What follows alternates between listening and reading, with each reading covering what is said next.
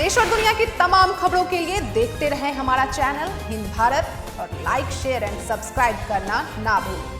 नमस्कार, आप देख रहे हैं हिंद भारत और मैं हूं आपके साथ उज्ज्वला। और अब सबसे बड़ी खबर ये है कि जो लोग बेसब्री से चुनाव का इंतजार कर रहे हैं, चुनाव के रिजल्ट का इंतजार कर रहे हैं, भाई वो अपनी खुशियां नहीं सेलिब्रेट कर पाएंगे। दरअसल इसके पीछे रीजन ये है कि चुनाव आयोग ने अब एक बड़ा फैसला लेते हुए, आपको बता दूं, कोरोना की गाइडलाइंस का ध्यान रखते हुए और क्योंकि कोरोना जिस कदर फैल रहा है, चुनाव आयोग भी कहीं ना कहीं चुनाव को इस बात का जिम्मेदार मानता है। 5 राज्यों में जो चुनाव हुए थे और आखिरी फेज का चुनाव 29 अप्रैल को जो है बंगाल में होना है, लेकिन अब ऐसे में 2 मई से पहले ही चुनाव आयोग ने एक सख्त रवैया अपनाते हुए ये फैसला किया और यहाँ तक कि कोर्ट ने भी फटकार लगाते हुए अब ये बड़ा फैसला कर दिया है मद्रास हाई कोर्ट ने कि चुनाव के बाद जैसे ही रिजल्ट आएगा कोई जश्न नहीं मनाया जाएगा और यहाँ तक कि उसका सर्टिफिकेट लेने के लिए भी सिर्फ 2 लोग जा पाएंगे।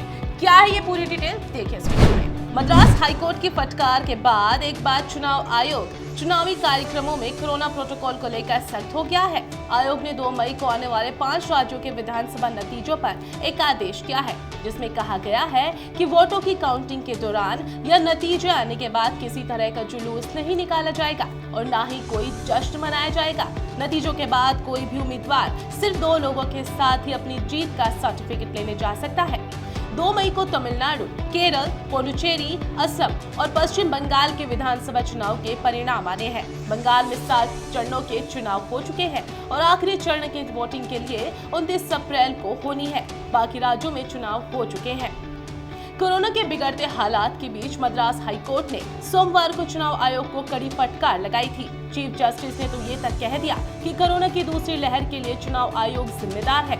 उन्होंने आयोग को चेतावनी दी थी कि 2 मई को काउंटिंग के दिन के लिए कोविड प्रोटोकॉल बनाए जाएं और उनका पालन किया जाए। ऐसा नहीं हुआ तो हम काउंटिंग शेड्यूल को रोकने पर मजबूर हो जाएंगे। मद्रास हाईकोर्ट तमिलनाडु की करूर विधानसभा सीट पर होने वाली काउंटिंग को लेकर दायर पिटीशन पर सुनवाई कर रहा है। पिटीशन में ये मांग की गई है कि इस विधानसभा सीट पर 77 उम्मीदवार मैदान में हैं, इसलिए 2 मई को काउंटिंग के दिन यह कोविड प्रोटोकॉल का पालन होना चाहिए। अब जश्न तो नहीं हो सकेगा, लेकिन इसी बीच जो काउंटिंग को लेकर हाईकोर्ट ने 6 टिप्पणियां दी है वो भी गौर करने वाली है। देखिए इस वीडियो में। पहला, आप इसे सुनिश्चित कीजिए कि काउंटिंग के दिन कोविड प्रोटोकॉल पर अमल हो। किसी भी कीमत पर राजनीतिक या गैर राजनीतिक वजह से काउंटिंग का दिन कोरोना के मामले को बढ़ाने के लिए जिम्मेदार नहीं होना चाहिए। या तो काउंटिंग तरीके से हो या फिर उसे टाल दिया जाएगा। लोगों की सेहत सबसे अहम है। ये बात परेशान करती है कि प्रशासन को इस बात की याद दिलानी पड़ती है।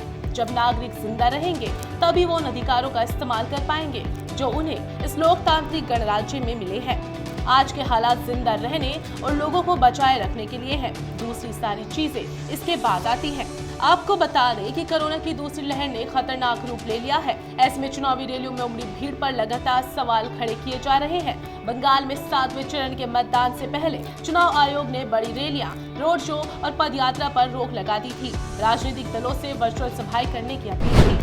अब जो जीत का जश्न है वो तो इस बार नहीं हो पाएगा, लेकिन घर पर रहकर आप अपनी पार्टी की जीत जरूर मना सकते हैं। ऐसी और खबरों के लिए बने रहिए हमारे साथ, देखते रहिए हिंद भारत। हिंद भारत, आपकी अपनी आवाज।